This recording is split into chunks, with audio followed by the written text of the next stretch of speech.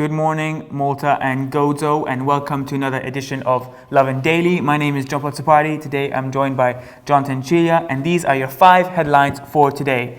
Hundreds say they've been sexually assaulted in Malta's nightclubs. MGA CEO colluded with Jorgen Fenech to block reports on casinos' money laundering issues. Controversy erupts after PBS head of news called political prostitute live. And mayors weigh in on Central Link's impact on traffic. Google applies rights to be forgotten to over 600 Maltese requests. John? So Love Malta has taken a bit of an initiative and had a look into stories of sexual harassment, assault, and even rape in Malta. We put out a survey a couple of weeks ago, and honestly, the amount of responses we got are shocking. We got over 1,000 people responding, and over the weekend we published stories specifically to do with nights out, going to the club, and assaults that happen in those kind of atmospheres. And honestly, the stories are shocking, you know. You had young women in their teens, in their 20s, and in their 30s talking about, you know, dancing in the club in Portugal and men just coming up behind them, dancing behind them, sticking fingers in them sometimes. You have other people talking about leaving the club. Someone comes up to them and says, listen, let me walk you home, let me walk you to the taxi. And during this walk home, they take advantage of them. They push them against the wall and other crazy things. There was one story of a woman who said she was walking around in a crowded nightclub when someone undid the zip on the back of her dress, exposing her completely. And other people also spoke about being drugged in a club before being taken advantage of. Now, obviously, this comes in the wake of the shocking story of Sarah Everard in the UK, which many Maltese people, many women around the world were reacting to. So, you know, it's really important that we look into these stories.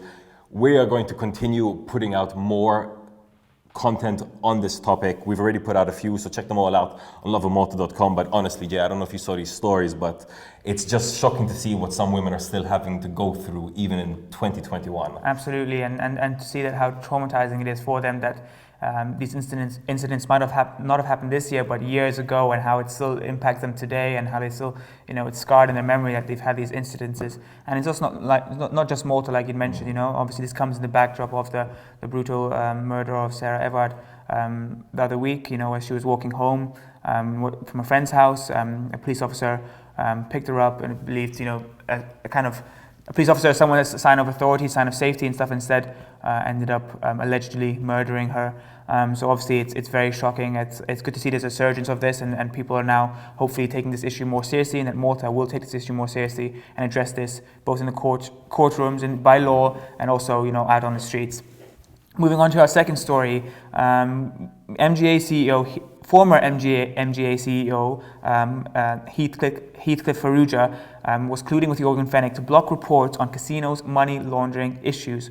WhatsApp exchanges revealed by Times of Malta show that Farrugia tried to block the publication of a report exposing any money laundering measures at Thomas Group casinos. According to the chat between Fenech and Farrugia, which began in September 2019, just 2 months before Jorgen Fenech's arrest in the connection with the Daphne Caruana Galizia murder, Farrugia told Fenech that he was working on ensuring that the report was not made public and that a fine would be issued instead, and telling him, basically, you know, like warning him, preempting him that this is the case, like that, you know, we chose your casino because you were one of the best casino. And I think one of the most shocking things to come out of these WhatsApp exchanges was the fact that he admitted that the regulation on most of Malta's casinos was grave, which meant terrible. This is coming obviously from the MGA CEO who resigned last October, but the fact that, and obviously we have to mention, this comes in the backdrop of the Moneyval report investigation. So to see that most casinos aren't being regulated seriously, to see that in the case of Jorgen Fenech, who was the Thomas Group CEO at the time, that he was, you know, that there were attempts to not publish this report, shows that just the extent of how corrupt the whole system is, and really doesn't help, kind of like makes the future for Moneyval seem less bright. Obviously, Malta now is waiting on a decision on that, but like to see that the gaming industry and Jorgen Fenech and Farrugia were colluding with each other with regards to this is not promising news.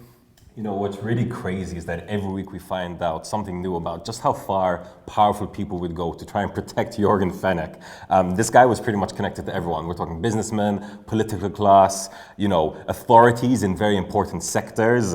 And, you know, this comes in the wake of the revelations of his connections with people like Johan Buttigieg, the MTA, Motor Tourism Authority, CEO, as well as people like Joseph Muscat, the former Prime Minister, as well as Keith Gambry. The list goes on and on. It seems like every week there's a new friend, a new WhatsApp chat. However, hearing about how far these authorities, these people in authority would go to protect him and try to like cover up their misdemeanors is really, really shocking. So definitely we'll be following the story.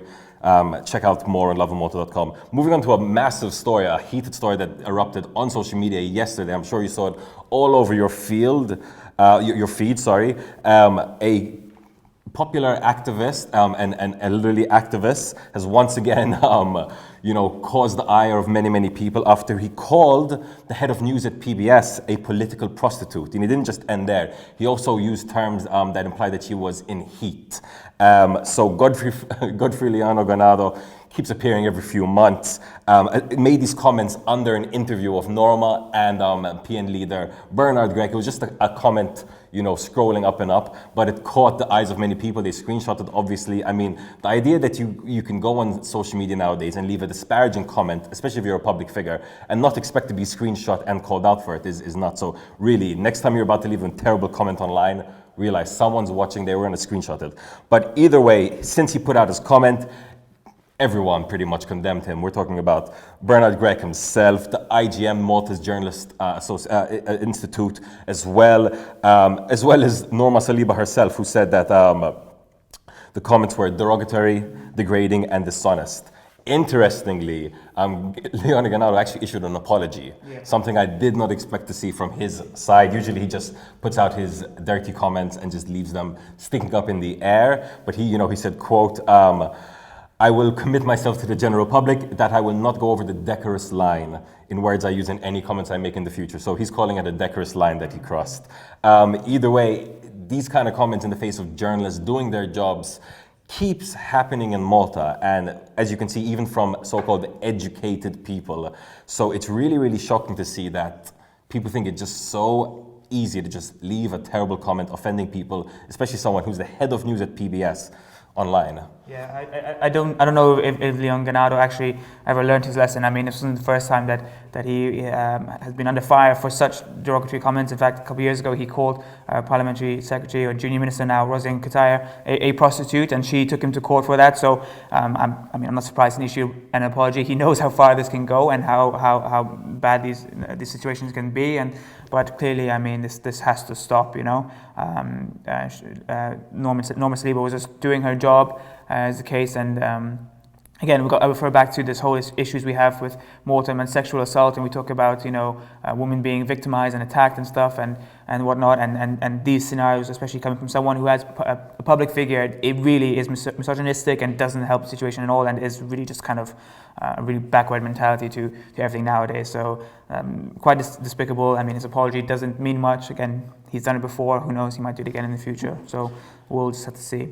Moving on to our fourth story of today. Mayors have weighed in on the controversial Central Link impact on traffic in the area. Infrastructure CEO Frederick Atsupati appeared in an interview last month saying that the impact of the Central Links project, the controversial Central Links project, has already been felt in the neighbouring Lea, Attard and Balzan localities, saying the traffic was already improved. Obviously, Lovin Water had to follow this up and see actually was this the case. Speaking to mayors of the localities, Attard Mayor Stefan Cordina agreed that his town has experienced less traffic congestion on certain roads over the past few months, but not in certain areas.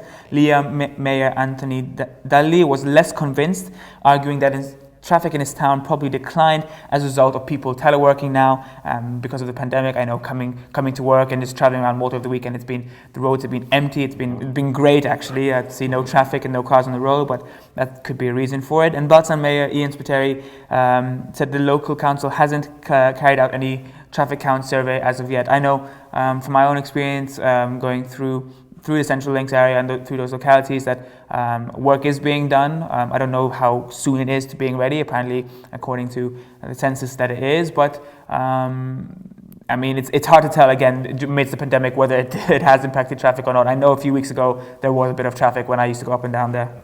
You know, I just spent the weekend in Attard and they are digging. They're getting very, very busy. So Attard residents are definitely very much aware of how much work is being put into the Central Link project. And do let us know in the comments below what you think of it. You know, do you approve of this project or not? But what's interesting to note is obviously these towns, Attard, Lia, Balsan, they're all quite relatively small, central, quiet towns. To have this major thoroughfare going right through their towns is very interesting. Something to note though is that all three of these towns signed up for the Slow Streets project, which is a project aimed to pedestrianize many localities. So they've actually signed up, even though they did express a degree of caution when it came to pedestrianizing certain streets. So we'll definitely have to see the future of these localities. Moving on to the final story, a bit of a tech story here. So right now, many people are talking about the right to be forgotten, which is, you know, when you make an official request to a service like Google to have a website or an image or a blog post about you removed, you know, from the internet. This can be in the face of trying to get a new job, or maybe just, you know, someone uploaded something really humiliating about you and you want to get rid of it. When it comes to the Maltese situation, Google has delisted 628 URLs that were requested to be removed by Maltese citizens. However, that's actually only a small amount. A total of 1,755 requests were put in, so only 26% were actually approved, which is actually a very low rate when you compare it to other European countries. So there you go. You know, nearly 2,000 people have put in requests to have something removed from the internet about themselves. What do you make of that? Yeah, I mean, there's two sides to the argument, you know. On the one hand, obviously, if you did something, everyone makes mistakes. If you did something a few years ago that you regret and doesn't reflect who you are now, you shouldn't be held accountable for it. And you do have the right to live your life and move on. I mean, everyone makes mistakes. You apologize, move on. Just like Leon Ganado here.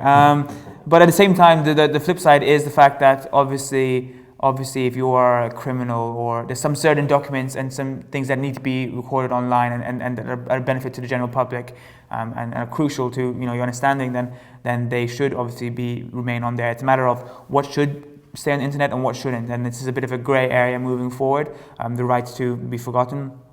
In some cases it makes sense, in some cases it doesn't. If you know, the criminals out there who are able to who, you know, get out of jail and are able to just wipe their whole records clean online, I don't think a lot of people would feel safe about that, knowing that they're on the street and there's no information about them.